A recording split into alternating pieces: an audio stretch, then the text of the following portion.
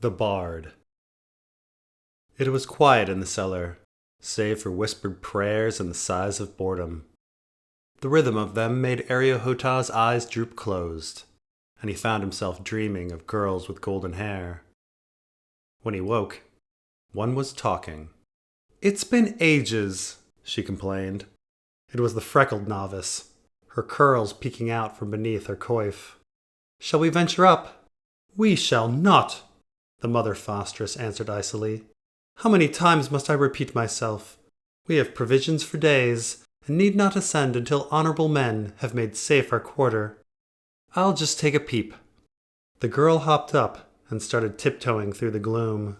"Sit down, child!" The command rang off the unseen walls. "The door is locked, and none but the mother of this mother house may open it." The novice huffed and planted herself back down next to where Sir Gerald was reclining. Candles danced about them, but none snuffed out. "Hours upon hours trapped beneath the earth," she grumbled, "and not to look forward to but the chance a reaver might break down the door and rape me." "Mila!" The old woman flushed purple. "We are in company. Be silent." She took a moment to regain her composure before turning to the knight. "My apologies to you, good sir. She's a bastard of the marches, I'm afraid, and in need of purification. Her mouth is fouler than a Dornish sand privy." Darkstar took the insult mildly. The brim of his hat hid his eyes, but a soft smirk played at the corner of his lips. She cannot tell he is of Dorne. The lands of the houses Dane were far to the west, and their words were spiced sparsely with their accents. To Hotah's ears, and the ears of others it seemed, the knight sounded akin to folk from this side of the Red Mountains, though perhaps the differences were more pronounced than they appeared. "Purification?" Hotah asked, scratching the brand on his chest. "How's that done?" A score of holy women turned their attention to him, their eyes shining through the dark. "Through prayer and instruction," the mother fosteress stated, as though it were obvious. "Let us not forget the strap," Darkstar muttered under his breath. "Even a good horse requires a spur at times," the old woman affirmed with a certain pride. Mila sulked in silence now. Better angry than dead, Hotah thought. In all likelihood, the Iron Men still prowled the streets above, seeking vengeance for their slain captain. That was their fault, he knew. Sir Gerald had gutted the Reaver when they rescued those boys. The brute in the doublet was a lord, Darkstar had noted as they strode from the scene. How scruffy do you suppose their king is? With the blood wiped clean from their blades, however, the Septas had no reason to suspect they had drawn danger to their mother house. In the woman's eyes, they were but a hedge knight in search of his kin, and the humble squire who served him. The two had agreed to the ruse before they left High Hermitage. Sir Gerald was a fugitive, so he dubbed himself Sir Gareth the Trueheart, and gave Hotah the name Ragapo, after a half-wit bard from an orphan song. The name irked him, but he could only accept it, or remain in his cell as the knight rode off alone in search of Septa Eglantine and Princess Marcella. "I seek absolution in the girl," Darkstar had said as he latched the scrapesword's blade to his sword belt. "Remind me why I should trust you to tag along." "I am sworn to obey, serve, and protect," he'd replied. Simple vows for simple men. To Doran, no? Do you vow that to me? Obey and serve, that is. I need your protection as much as I need a third hand to wipe my arse. "I swear it." The silver-haired knight had studied him a long while through the barred door. "Bah! You're too stupid to lie. Why not?" "Knights on a quest to save a princess," Sir Desiel had called out from his cell. "Let me join you, and the singers shall sing of our errantry." To that, Darkstar had scowled. Lemons leave a sour taste. No dolts. Sir Gerald had bid farewell to all but Hotah. The guards of his garrison were either too old or too young to accompany them, though he tasked the youngest greybeard to ready the best of his horses, and the oldest girl to whitewash his shield. His head he'd shaved himself, leaving a shock of silver hair atop a boulder on their second night in the Red Mountains. After emerging near Uplands, Darkstar bought a straw hat at a market town, completing his disguise. Septa Eglantine and her charge could well have been traveling anywhere. Still, Darkstar had guessed they would seek refuge with the faith. Oldtown is where men and women seek piety in the face of sin, and it's where they find it. The traffic on the Rose Road had surprised them. It was thick with city folk, hauling loaded carts and wagons, all fleeing the Ironborn raids for the safety of Highgarden or Bitterbridge. More than once, they'd been offered coin for their mounts, one man promising as much as 2 dragons and a turn with his daughter for each of them. They'd declined, and instead left Mirror and Nay at a stable 2 miles from the city gates. Riding in a city famed for its narrow streets was impractical, and in some quarters even forbidden. As they'd set out on foot, Hotah wondered what was to stop the stableman from selling the horses himself. His faith? Oldtown was home to 77 septs, though Hotah could not guess how many the Ironmen had turned to rubble. There were at least a half-dozen mother houses too, and Sir Gerald had suggested they visit them first. Where better to hide an innocent maid than amongst a flock of them? To begin, they'd tried the starry mother house, but it had been burned to the ground with its septas and novices all trapped within. At least they died in service. The same could not be said of the Order of the Merciful Mother.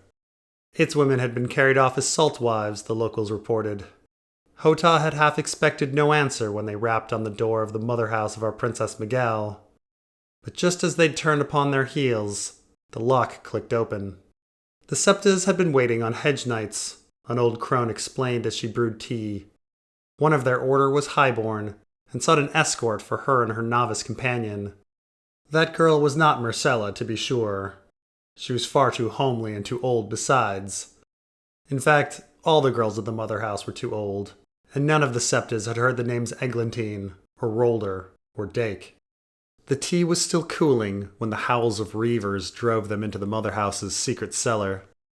It was an old place, festooned with cobwebs and smelling of mold. The mother fosteress had told them it was far older than the mother house, dating back thousands of years, when Oldtown was threatened more frequently by corsairs and Dornishmen and darker things. The tunnels went deep, very deep, twisting this way and that like the entrails of a giant stone beast. For now, they were content to be huddled on its highest level. But if the Iron Men thought to look behind the tapestry of the mother... A portly septa was studying him with blue eyes. She'd been looking at him now and again ever since they descended. Does she fancy me? Hotah wondered.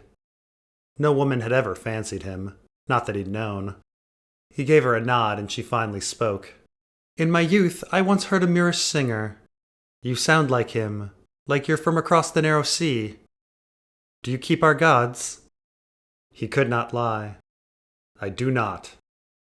But you said you're a squire, no? How can you hope to be a knight unless you abide in the Seven? Darkstar grinned wide, but said nothing.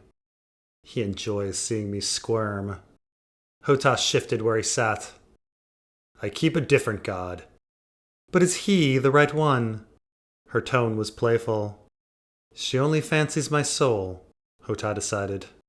It seems we have 2 sets of ears that could benefit from a lesson, said the mother fosteress, and I see no better way to pass the time than with a story. After all, what is sin but the child of boredom and impiety? Have you heard the tale of the hangman's daughter? He had not. Prince Doran preferred orphan singers, and they rarely sang of the lands beyond the Red Mountains. The tale is new to me. Mila, too, shook her head no. Listen, then, for this is a lesson of holy purity. The room fell silent, and the mother fosteress began. Long ago, in the lands of Red Lake, there lived a hangman sworn to Lord Crane. He was a humble executioner, with little to his name. His wife had died in the birthing bed, and he was paid but a silver stag for every pull of his rope. But the gods had given him a daughter, and she was fair. Quite fair, in fact. The fairest maid for 100 leagues. As they do, many a lad lusted after her, from the lowliest knaves to the lord's sons themselves. Now Lord Crane was a godly man, and loved dearly the mother and the maiden and the crone. All knew that should they touch the lovely daughter, they would hang by the justice of the Father above, and by the rope of the father in town. He was a godly man too, that hangman, and so he warned his daughter, "Be chaste and sinless, as the gods command us. Keep your beauty hidden, walk only with escorts, and stay home after the sun is set. For men are full of rage that they struggle to keep at bay. To entice them is your peril." The girl curtsied and promised her father she would heed his words. But she didn't, guessed Darkstar. It would hardly be a story if she did, would it? Now hush, good sir. The mother fosteress gave the knight a stern look. No, the hangman's words fell on deaf ears.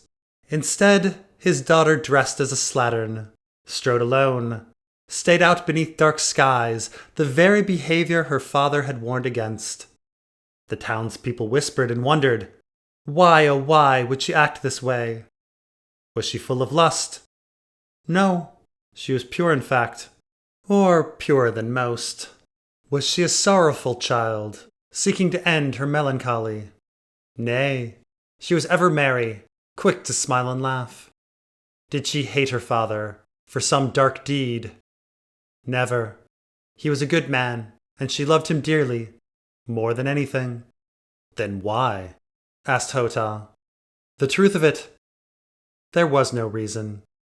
As the young too often are, she was filled with perversity and was reckless for its own sake. The Septas glared at Mila, who now studied the stone floor. Well, time wears away all things. Peace most of all, the mother fosteress continued. Lord Crane marched off to serve the Black Dragon, taking all his sons but the youngest, who stayed to mind the castle and the law of Red Lake. But the boy was not his father, and harbored evil in his heart. He gathered a dozen guards and rode the hangman's daughter down as she walked home one starless night. They beat her bloody and raped her in turn. Oh, she screamed and shrieked and prayed, but no one heard her save the Father above. And the Father is a sure paymaster. Within a moon's turn, the pox had taken the wicked lordling, and his guardsmen too. But it also took our poor maid. The night she died, the hangman wept. Then he fetched his rope, hurled it over a rafter, and hanged himself. Madness, Hotah uttered. Why? You have no children, I can tell. Above all, the hangman was a father, and he could not bear his daughter suffering in hell alone. Their mortal remains were buried side by side, and when Lord Crane returned, he visited the graves. Upon the hangman's tombstone, true to their bargain, the lord left a silver stag. There then, the mother fosteress folded her hands, a needful lesson for any young maiden, and mayhaps for others too. Let virtue be your shield against harm. Reckless for its own sake. Hotah considered the story. It reminded him of the sand snakes, each of them sowing chaos without reason. Obara's corpse rotted at High Hermitage, unable to inflict more harm, but Tyene and Nymeria were off in King's Landing, with their words and their blades and their poisons. They may try to harm the boy king. If they did, it would be even more vital for him to find Princess Myrcella. Then there was Sorella. She was the cleverest of the sisters, and the most dangerous. She is here in Oldtown somewhere. In one of her disguises, she could have passed him in the street, and he would have been none the wiser. A fine tale, my lady, Sir Gerald declared, though I prefer a shield of oak over one of virtue. It pairs better with a sword. You can bury a maid beneath 5 kirtles, and she'd still be raped under a daylight sky by the lakes of Greyjoy and Saltcliffe and Kenning. Give her a blade, I say, and the father's justice will come a good deal swifter than by pox. The mother fosteress's mouth opened as if she had something to say, but it was the homely novice who spoke first. Kenning? Her buck teeth gleamed in the candlelight. Are they not Westermen? There are 2 houses Kenning, my dear Carolyn, explained the portly Septa.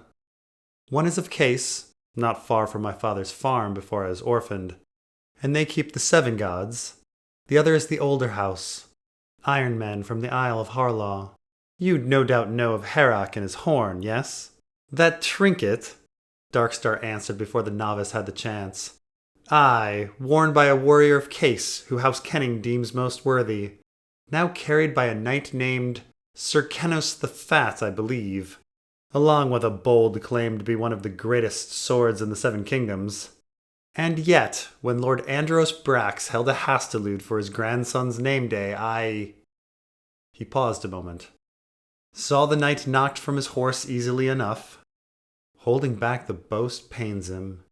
It was clear to Hotah that Sir Gerald Dane was the one to unhorse this Sir Kenos, but revealing that would expose their ruse. Sir Gareth the Trueheart was but a hedge knight without device, and not a man wealthy enough to wager his armor and mount at a tourney. I cannot speak for this knight, said the Septa, but there's more to the story of the horn. Much more. A tale of a magical horn, Darkstar said, feigning boredom. Let me guess. It controls dragons. Or is it krakens? The dead, mayhaps? All three.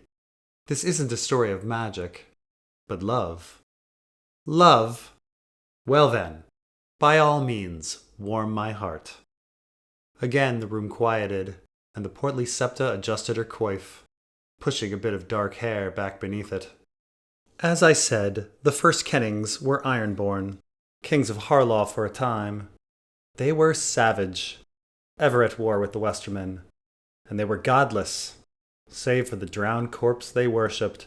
But most of all, they were mad enough to have two kings at once. Only two, whispered Mila. I long to have but two. The other girls giggled before they were quickly hushed. The Septa continued.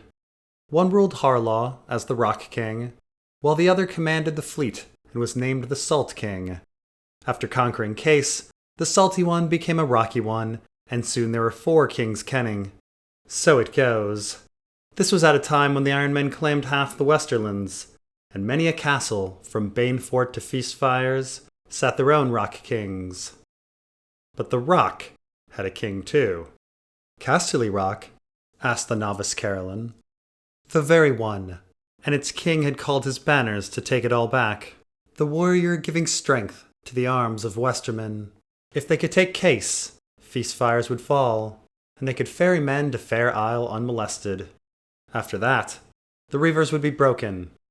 But first, they needed Case. Which brings us to young Herrick, a bastard boy from those parts. No doubt he was the spawn of some Kenning, as he had their look. But from whose loins exactly, no one could say. The spray of the sea had left many a whore sodden. And who could keep track of which kings or princes or cousins had come and gone from the brothels?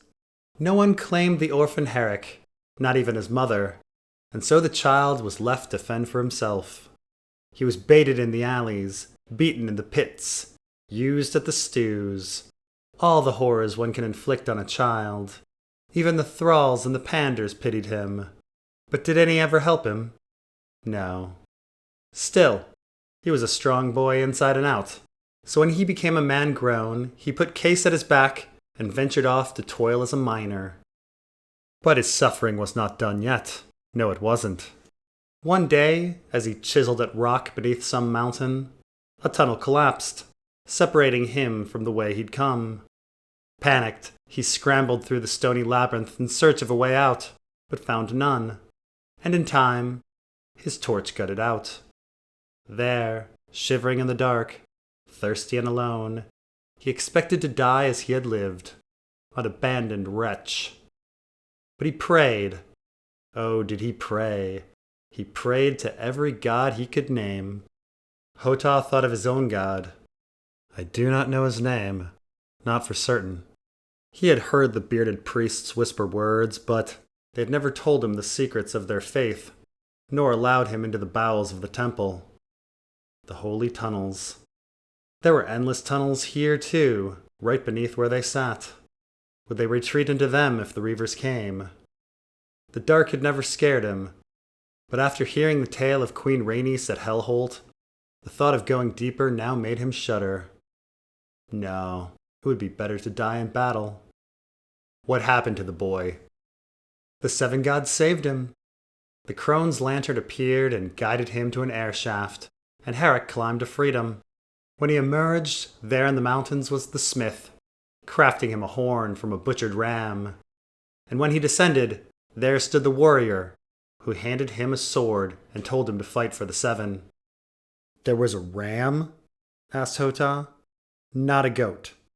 Sir Gerald let out a snort. Oh, Ragapo, ever amusing. The appearance of the crone and the smith and the warrior doesn't interest you, but a slab of mutton does. It was no demon, if that's what you're thinking, said the scepter with a warm smile at Hotah. It was a ram, a black one with black eyes and black horns, nothing more. Well, the rest of the story is better known. Herrick joined the Westerman army, rose to be a knight, and after a time, marched on his home of Case. He blew his horn. The highborn septa beside Caroline took up the tale. And the whores overcame the garrison and opened the gates. The king of the rock removed the taint of bastardy, and Case was made Herrick's seat. So the singers sing, the portly one affirmed. What happened to the other one? Asked Darkstar. The horn. Rams have 2 of them, no? Did the smith leave it up there in the mountains? The septa pursed her lips. The other horn makes no matter. You can say that of a magical relic? That horn was not magical, nor is the horn of Herrick. As you said, it's a trinket. But the gates of Case, Caroline protested. This isn't a story of magic, but love, the septa repeated. The gates weren't opened by a horn, but by whores, the most sinful of women. They were inspired by young Herrick, a forgotten wretch who rose to be a knight of valor. If the love of the 7 gods could transform him, mayhaps there is hope for us all. Hotah managed a wan smile. A good story. A happy one for once. He wasn't used to that. Nervashi tales were bleak, and orphan songs were even worse. They were always about Prince Garin, or the Salt War, or the Turtle Princess, not to mention all those bloody songs about Croyane. He loathed those ones the most. They reminded him of when he and Prince Doran traveled from Norvos to Volantis all those years ago. The prince had wept, he remembered, and the stone men wailed. He was grateful for a tale to make him feel a small moment of joy, even if the gods in it were false. Sir Gerald removed his straw hat and scratched the top of his bald head. Do you shave your head to betoken humility? Asked the highborn septa. Only to rid myself of lice, Darkstar lied. Humility doesn't become me. If I took a vow of silence at noon, it'd be broken by midday. But you will keep your knightly vow to protect women, yes? I fear my other hedge knights have either fled or lay slain by iron men.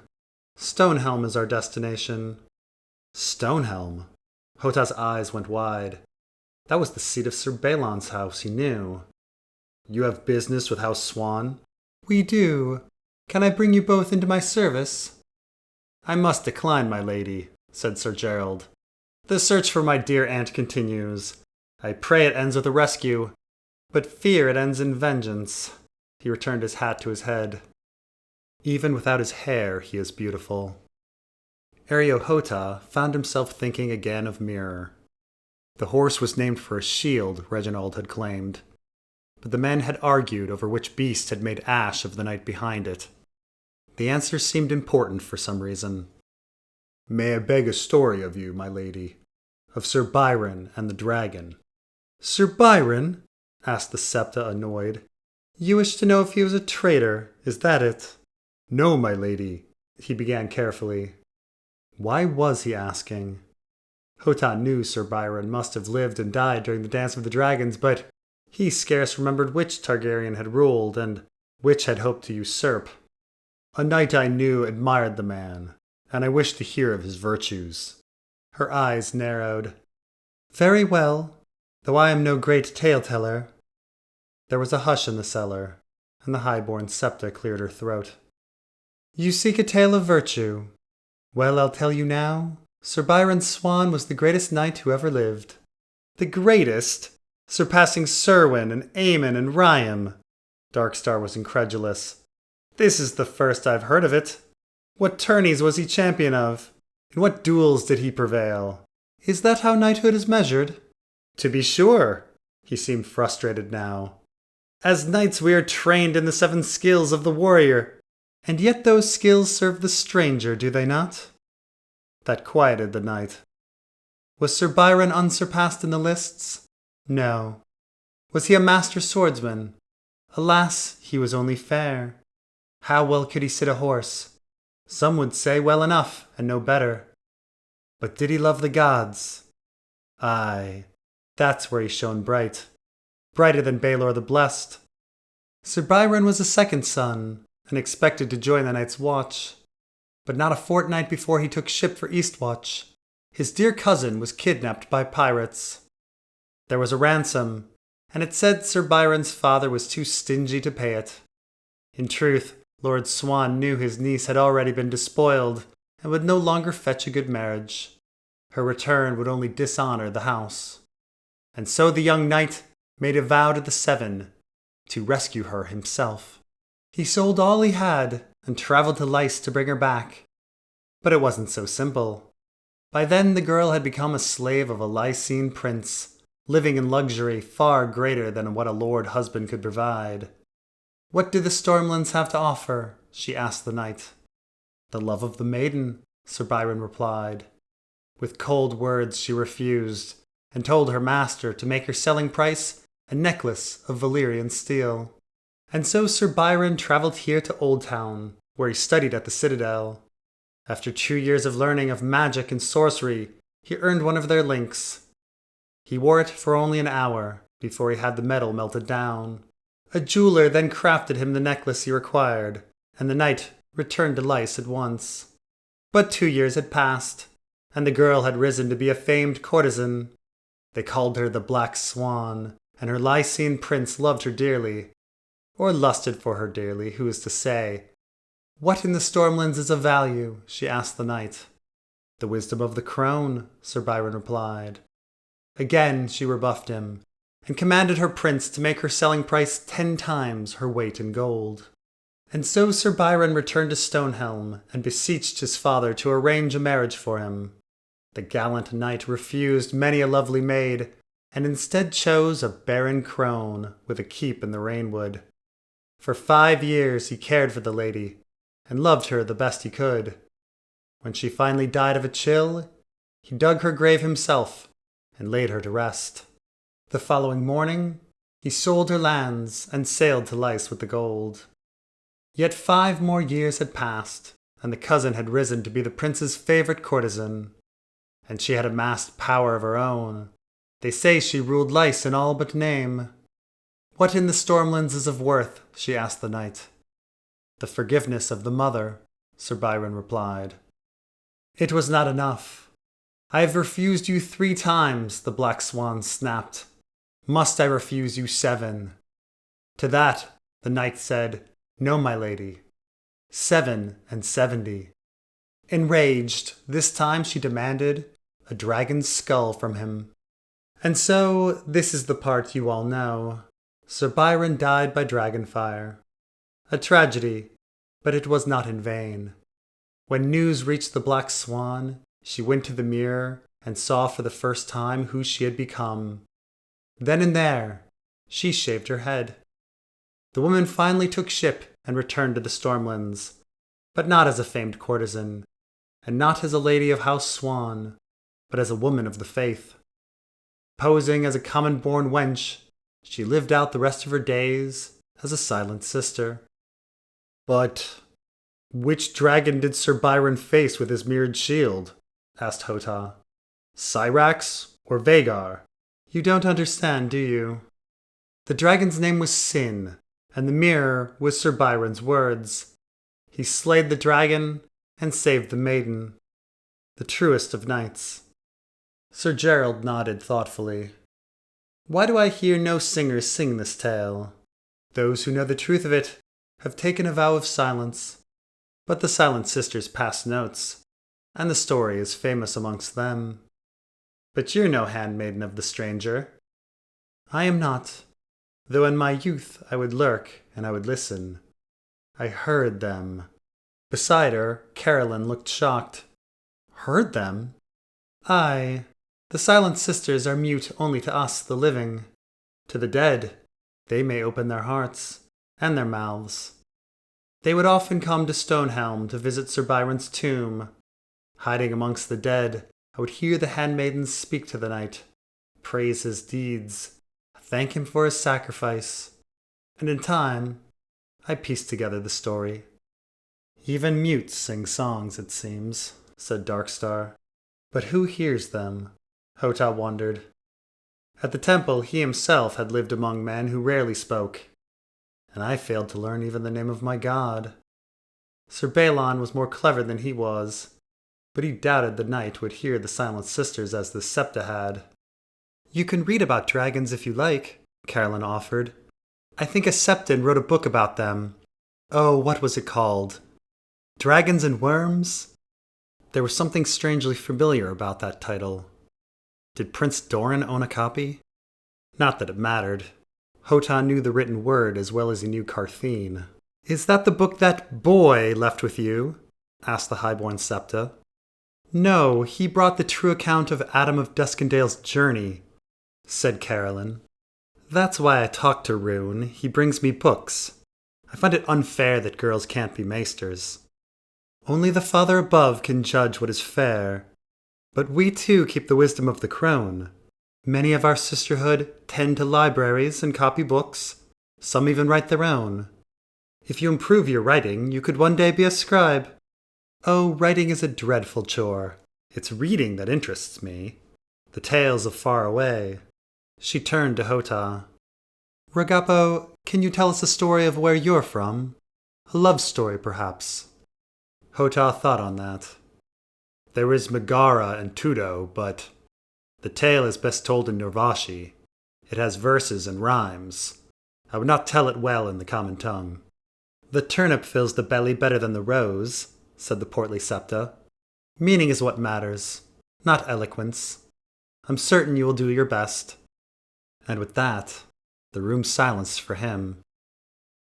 When Andals dwelt in Andalos, and Valeria's towers smoked, Hotah fumbled with his words, taking the verses he remembered as a boy and turning them into a story the others might understand. A warrior was taken, fair of face, Tudau the brave, with captive chain. And there too was the master's daughter, a lady born of silver and gold, Megara the radiant, a Nyraka. Nyraka? Asked Carolyn. What's that? It's difficult to translate. I have heard it said it means a Valyrian sorceress, one who transmutes stone to yolk. She screwed up her homely face. Yolk? Egg yolk? Truly?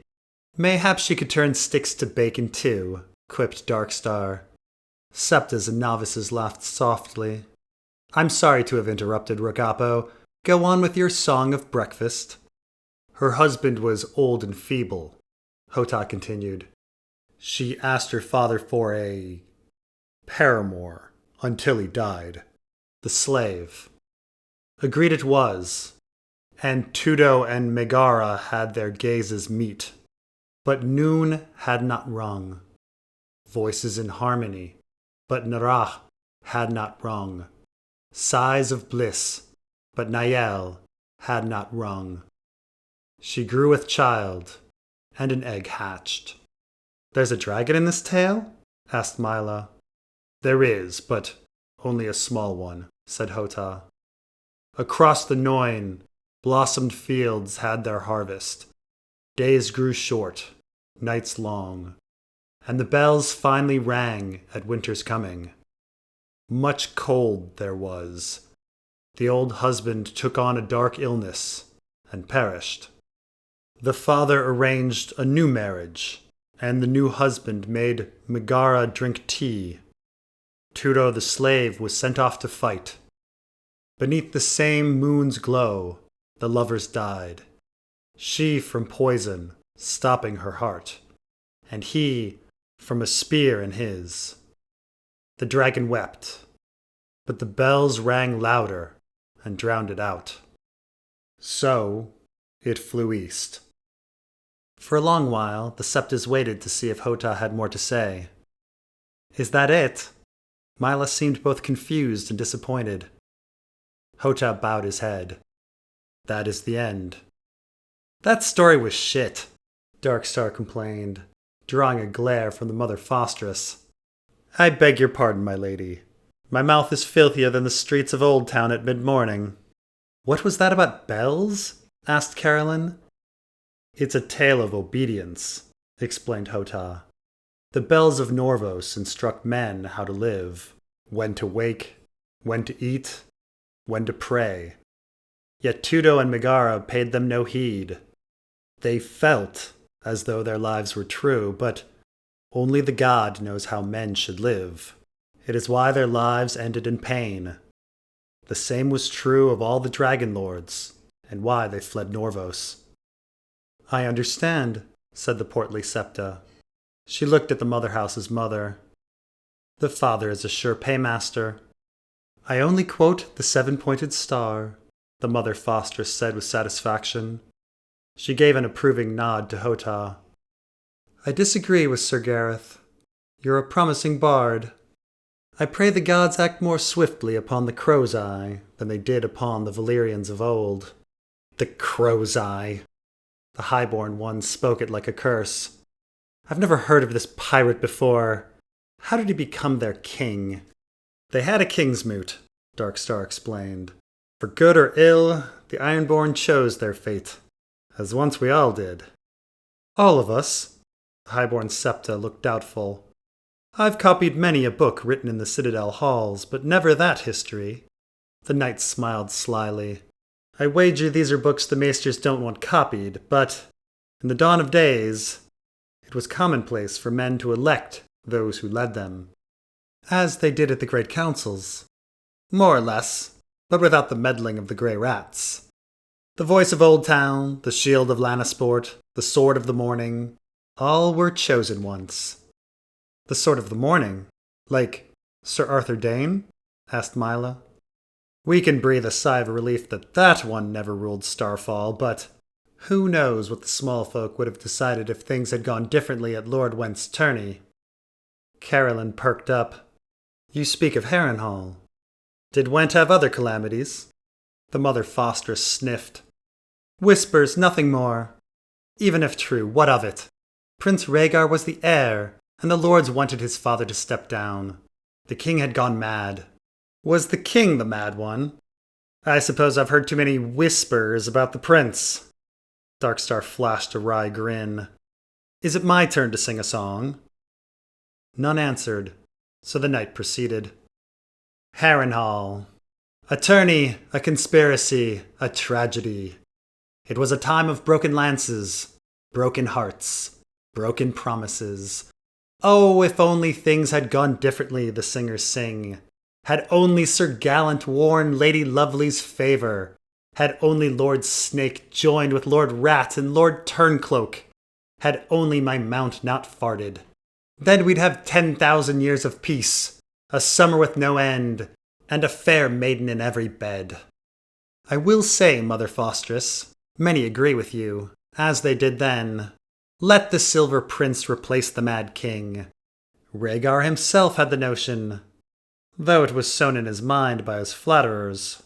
Chief amongst them were his good friend the Griffin, and the princess's brother the Red Viper. But what may surprise you is that 3 knights of the Kingsguard were foremost of the schemers. Ah, the 3 kingmakers. Sir Oswell went, bade his father to hold the tourney. The White Bull sent promises of land and coin to Oldtown. And the Sword of the Morning, well, some say it was his idea from the start. And he had the sister. The sister? Asked Mila. You speak of the Lady Ashara. Who else? Oh, she had a comely face, no doubt. But her true beauty was in her words. She was well read and well spoken, with a tongue as nimble as a maester's quill. It was clear to the conspirators that they needed the North and their allies. The Lord of Winterfell had children betrothed to Tully and Baratheon, after all. Ashara's task was to convince the Starks to stand with the prince over the king. and so she danced with those fur-clad oafs, flirted with them, and filled their ears with honey. I heard she and Eddard Stark fell in love, said Carolyn. Darkstar shrugged. At least he with her. I cannot be certain of the reverse. But what I do know is that she had a mind of her own, and a plan of her own, one that went well beyond Prince Rhaegar's. You see, stable boys will tell you that stots long to run as free as stallions, and Lady Ashara believed the same of men. If the lords of the Seven Kingdoms could choose their king, why shouldn't every vassal choose their lord in turn? And why shouldn't they make the choosing every 7 years to boot, as a guard against the sickness that erodes the mind with age, and the madness that corrupts it with power? Because of the gods, the Mother Fosteress interjected. In the Seven-Pointed Star, we are told that the Father enacts justice from the heavens, and the Lord enacts justice in the land. Do you suppose Eddard Stark's tree told them about that passage? No, the Northman was enamored by Ashara's words. Ideas so new, yet so old. And what was a lordship to a second son? He was with her, or so he said. He vowed to convince his brother and his friend Robert Baratheon too. They were arrogant men who believed their vassals loved them and would keep them as their lords given the choice. A great council would be called, but Rhaegar's coronation would be followed by the demands of the North. 100 lesser councils. But there were no councils, great or small, the highborn Septa pointed out. No, Sir Gerald said. I told you, Prince Rhaegar was mad. Oh, he didn't quaff wildfire like Aryan Brightflame, but he was drunk on prophecy all the same. It was a crown of blue roses that set aflame his plans to sit the Iron Throne. After he and the Wolf Girl died, the new Lord of Winterfell ventured to Starfall, dawn in hand. You may have heard otherwise, but Ashara shed no tears for her brother, nor for her prince, nor for some bastard whelp. No, instead she met Eddard Stark's cold eyes with fury. You made a promise, she said, and demanded he go to King's Landing to make King Robert listen. Of course, as Sir Byron's ghost will tell you, time changes everything. Eddard Stark had made other promises. He was a lord himself now, married to Hoster Tully's daughter, and he'd seen enough bloodshed. Lady Ashara's dream was as shattered as Prince Rhaegar's chest. Her lord brother knew the truth of it, even if she refused to see it. The scheme had failed, and was like to cost her head, and mayhaps his too. The Lord of Starfall begged the Northerner to stay silent about the whole affair, and allow his sister to go into exile. And Stark agreed. A line creased Myla's brow. Where did Lady Ashara go? How should I know? This is the tale I heard. After a moment he added, If Lord Dane's drunken fool is to be believed, years past I was in service at Starfall. He exchanged a look with Hotah. Most like the woman is as dead as the hangman's daughter, or weeping over corpses as a silent sister. And yet I do wonder. Wonder what? Asked Carolyn. In Ragapo's dreadful little tale, the dragon flew east, and that was the end of it. But stories don't truly ever end. Off somewhere else. It's but prelude, isn't it? Wherever that beast chose to land, the story has just begun.